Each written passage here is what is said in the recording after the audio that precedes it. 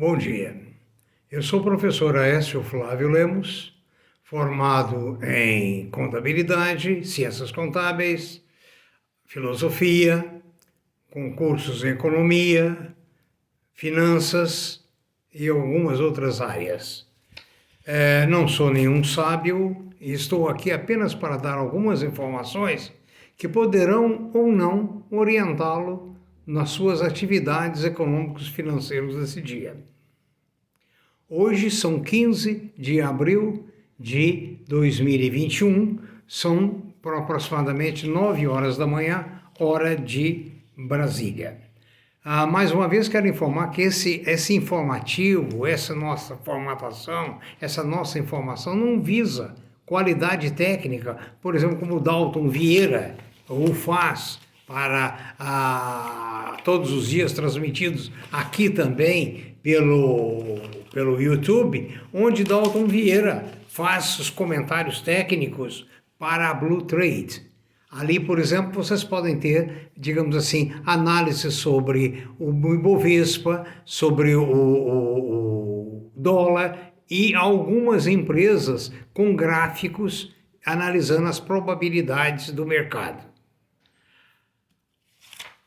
Eu não sei por que o nosso blog, o nosso podcast, está sendo tão visto e pedido, porque ele não traz, digamos assim, nenhum milagre, ele não traz análise profunda, ele traz só informações. Vamos começar com o dia de hoje. A Ásia terminou o pregão há poucas horas de forma mista, com a Coreia e Tóquio em alta, os outros países em baixa. A Europa opera também, no momento, de forma mista. A previsão para os Estados Unidos é para cima. A economia americana, com o adiantamento da vacina, tende à retomada. Além do mais, com o cheque de $1.400 que Biden concedeu aos americanos, há um estímulo também ao comércio. A previsão para o Brasil é difícil, é de um mercado estável. Agora, vamos fazer uma análise. Quando a gente fala do Brasil, a gente tem que lembrar que não existe mais bolsa puramente brasileira.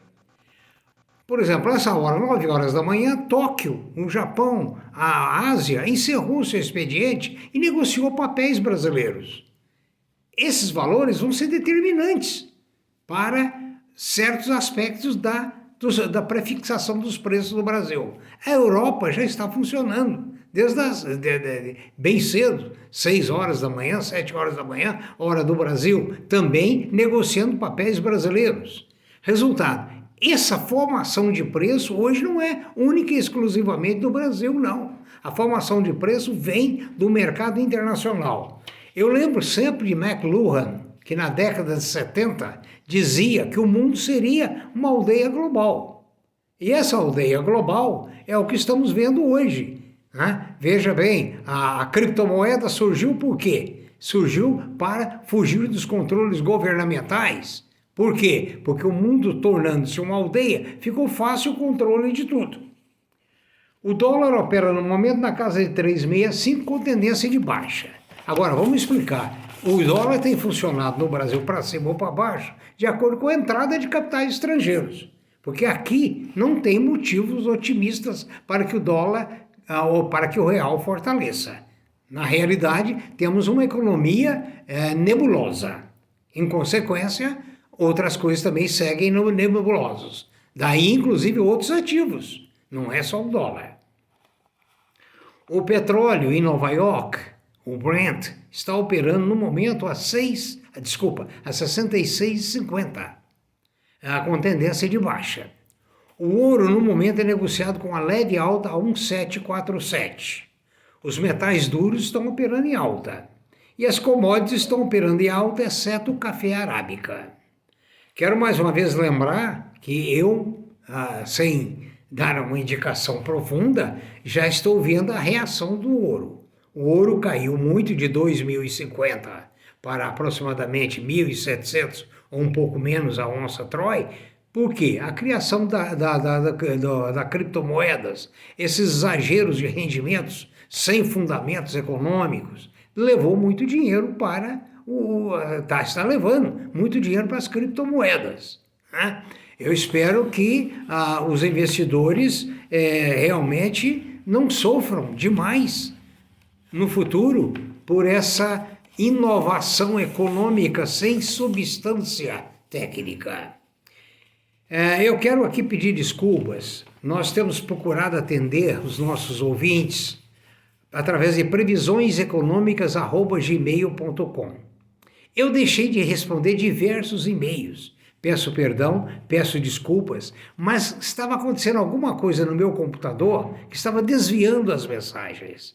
Aquelas que eu consegui recuperar, eu vou a partir de hoje respondê-las. Peço perdão e peço que continue colocando as suas dúvidas. O que pode acontecer é nós dois ficarmos em dúvida ou acharmos algumas alternativas. A tentativa está aí, né? A Vale vai apresentar o relatório dela agora, do balanço dela do último trimestre, dia 26 de abril. Espera-se um resultado muito bom. Outra notícia do mercado brasileiro, também boa, é que a Petrobras vai pagar um bom dividendo, né? Isso é muito bom, né? A outra notícia interessante que o mercado financeiro critica é sobre o Madoff, que morreu antes de ontem nos Estados Unidos, aos 82 anos. Ele foi condenado, depois da grande pirâmide que deu prejuízo de, parece, 50 bilhões de dólares ao mundo, ele foi condenado a 150 anos de cadeia. Aqui no Brasil se diz que é uma pena ele não ter sido condenado no Brasil. Aqui, talvez ele recebesse uma medalha de honra ao mérito. Isso está correndo firme no mercado financeiro brasileiro. Nós temos uma juntada de notícias numa página do WhatsApp. Ali nós jogamos notícias que possam interessar aos investidores. E, ao mesmo tempo, investidores colocam notícias lá e colocam alguns pontos em discussão. Se você quiser ser inserido nesse WhatsApp, nessa página do WhatsApp, mande seu e-mail para 16 99212 8082, que você será incluído nessa página do WhatsApp. As mensagens para previsioneseconômicas@gmail.com, que eu me referi agora há pouco, volta à atividade agora com o computador normal. previsioneseconômicas@gmail.com. Eu quero lembrar que vocês devem recorrer sempre ao Dalton Vieira na The Invest, que é um blog diário, tem diversas facetas durante o dia, patrocinado pela Blue Trade, onde vocês encontram gráficos sobre o Ibovespa, sobre o dólar, sobre diversas empresas selecionadas diariamente. Por que eu falo isso? Eu falo isso porque nós não temos pretensão de ser um blog com uma extensão a esse ponto. Finalmente, eu quero agradecer ao Marcos Mendes, que mandou um artigo muito interessante, que está no nosso blog, na nossa página da WhatsApp, que diz: o mercado não está barato, mas não está alto a ponto de ser irracional. É um artigo, estou procurando aqui o nome do autor, que eu me esqueci, agora mesmo eu acho o nome do autor aqui, é Howard Marks. Ele diz que o mercado está numa área cinzenta, mas ele diz que mais é o problema do comportamento do indivíduo. Ele diz que o mais importante é estar atento aos ciclos. Aí eu acho muito interessante que ele abrange os ciclos como a teoria econômica da vegetativa, ou seja, a empresa nasce, cresce, resplandece, estabiliza e morre.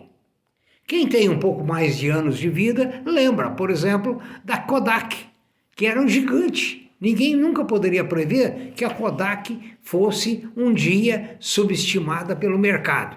Hoje ela praticamente, acredito eu, não existe mais, né? Nós temos o chapéu Prada, que foi um sucesso na época que o chapéu era vamos dizer, alta moda. A Mesbla, em São Paulo, né? Mapping. Ou seja, as empresas crescem, desaparecem, modificam e alteram. A maioria das coisas na teoria do Howard Marks estão no regime cíclico, ou seja, vai acontecer tudo isso com elas. Vai haver uma mudança. Veja bem, a tecnologia dos anos 1990 para cá. Né? Em 1990 nós gravávamos mensagem no computador em fita cassete, que não tinha inclusive nenhuma capacidade e a dificuldade de localizar o arquivo. A regra número 2, ele diz que algumas das maiores situações de ganhos e perdas ocorrem quando as pessoas esquecem a regra número 1, ou seja, esquecem que tudo é cíclico.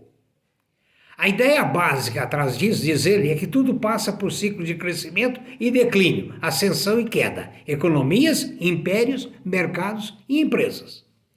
E é atrás desse tipo de movimento, como o próprio Marx explica em seu livro, são as pessoas e suas emoções nem sempre lineares. Aqui eu abro um parágrafo.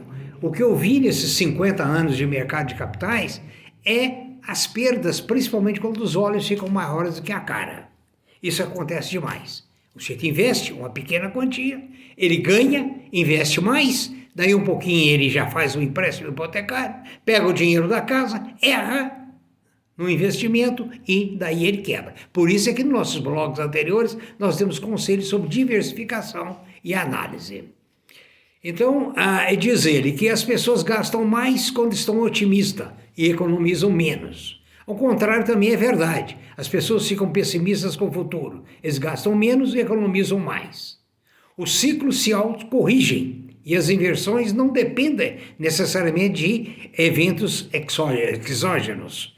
Eles se investem e assim vai sucessivamente. Esse artigo está no WhatsApp nosso. Quem quiser dar uma olhada mais profunda, porque o nosso blog está ficando muito longo. Muito obrigado, tenha um bom dia e lembre-se sempre que prudência e caldo de galinha não faz mal para ninguém. Bom dia, obrigado e boa quinta-feira.